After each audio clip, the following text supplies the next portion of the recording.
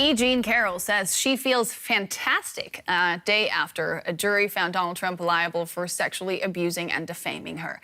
The former U.S. president has been ordered to pay his victim $5 million in damages. Carroll had accused Trump of raping her in a New York department store in the 1990s. Here's Carroll speaking on ABC's Good Morning America in the wake of the verdict. Yesterday was probably the happiest day of my life. It was this 5'3", wily female attorney and this elderly 79-year-old advice columnist who are finally holding Donald Trump liable. Jen Taub joins me from Northampton, Massachusetts. Wow. Sometimes it's hard to pronounce even the easiest words. She's a professor of law and a friend of E. Jean Carroll's and was present at the civil trial of Donald Trump. Ms. Taub, great to have you with us. And how did you react when you heard the verdict?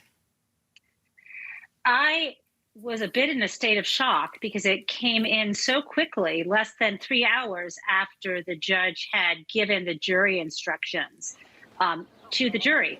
And even though I had been at the trial, I felt so emotional finally hearing the verdict. I was there for the first week, but I was at home, reading on Twitter like everybody else, the outcome. So I am just thrilled for her. And at the same time, somewhat worried because even though she was victorious in this case, she did suffer for a long time in silence and is now facing continued defamatory statements by Donald Trump, who is continuing, despite the verdict, to call her a liar. So I'm glad she had her day in court. I'm glad that a jury unanimously decided that he had sexually abused her and defamed her. But I'm sad that she had to go through all of this. Yeah. From the point of view of a legal scholar, why do you think the jury found Trump liable of sexual abuse but not rape? That's such a great question. And it goes to what the judge's definitions were that he provided to the jury. And for the definition of rape, and I don't know what's appropriate to say on television there, but in order for them to have found that, they would have had to believe that he had inserted his genitals inside of her. Let's just put it that way. And because she said on the stand she couldn't actually see, she knew that it had been his fingers that had been very painful. And after that, she thought that the genitals had been inserted because there was no way for her to see, given that he was pushing her against a dressing room wall. I think it made sense for the jury to, on balance, come to that conclusion. And quite honestly, it doesn't matter. The point is, his defense was that she was making the whole thing up, that he didn't even know her, and that it didn't happen. And the jury absolutely agreed with her and believed her that he had sexually assaulted her, and that the words he used to deny it, saying she was not his type, that she was lying in order to sell her book, and all of that, that harmed her. And that's what matters. E. Jean Carroll is one of over 24 women publicly accusing the former president of sexual misconduct. Do you expect more women to press charges now that they have seen that accountability is, actually an option? I think it really depends. There were some cases that you might remember had already settled. Summer Zervos, who had been the contestant on The Apprentice, had brought a case, and then somehow that settled out of court, and we simply don't know what that entailed.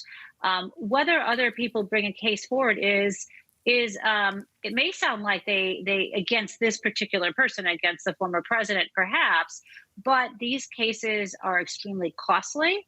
They're emotionally draining. And in some cases, in this instance, she was able to bring the sexual assault case because New York had extended the statute of limitations, created this 1-year window where adult survivors would be able to bring cases. Not every state has an Adult Survivors Act. And so if you were an adult at the time you were sexually assaulted, not only is there a time bar for a criminal case, but in many states, there's a time bar for even bringing a civil case. So that might not be actually a possibility because, as you may know, victims of sexual abuse often feel shame, often can't face up to it, and it's only many years later that they have the strength and the ability to come forward. And sometimes that date is well past when a court will allow a claim. Now, for a long time, it seemed like you could throw anything at Donald Trump and nothing would stick. Is this the end of Teflon Don? Absolutely. The Teflon is now eroding, and this is sort of a second blow.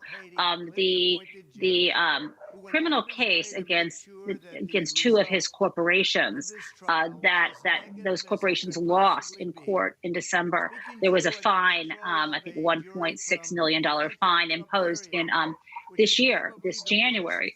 That was the first blow that a jury would convict his businesses. And now this is the second blow in that a jury was willing to hold the former president liable.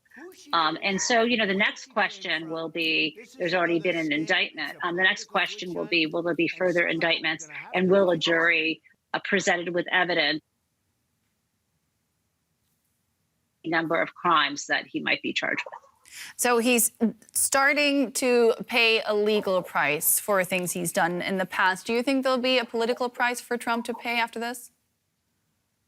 It's interesting. He's always paid a legal price out of court, right? He's settled numerous cases, even cases involving racketeering and so on, but he's never actually been convicted by a jury. In terms of a political price, I think we're going to know a lot more after his behavior tonight at the town hall that's going to be televised by CNN.